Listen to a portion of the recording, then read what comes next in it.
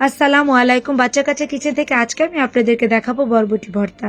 তবে সবসময় আমরা যে ধরনের বরবটি ভর্তা করে থাকি ঠিক সেরকম না, একটু ভিন্নধর্মী এবং খেতে খুবই অসাধারণ। প্রথমে একটি পাত্রে গরম পানি হলে এর ভিতরে আমি বরবটিগুলো দিয়ে দিব। আমি গরম পানির ভিতরে বরবটি দিয়ে সেদ্ধ করে ফেলবো না, শুধু একটু ভাপ দিব যে বরবটির যে একটা স্মেল এটা জানি না আসে এই জন্য। এবং কালারটা গ্রিনই থাকবে। দেখুন আমি কিন্তু ফুটাচ্ছি না, হালকা একটু ভাপ দিচ্ছি। এবার আমি ঝেড়ে নেব। এবার একটি প্যানে সরিষার তেল দিয়ে সরিষার তেলটা গরম হয়ে গেলে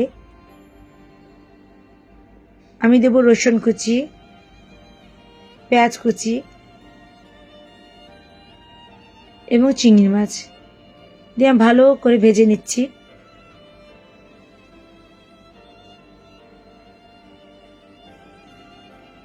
এবার দেব স্বাদ মতো লবণ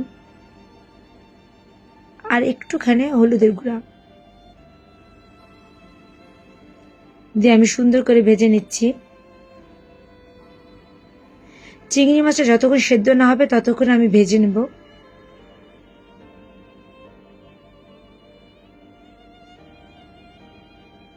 কয়েকটা শুকনো মরিচ এবং কয়েকটা কাঁচা মরিচ দিয়ে আমি আবারও ভেজে নিচ্ছি সবকিছু।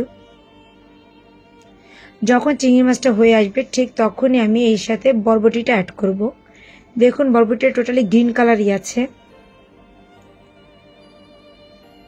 আমি হালকা করে একটু ভেজে নেব বরবটিটা।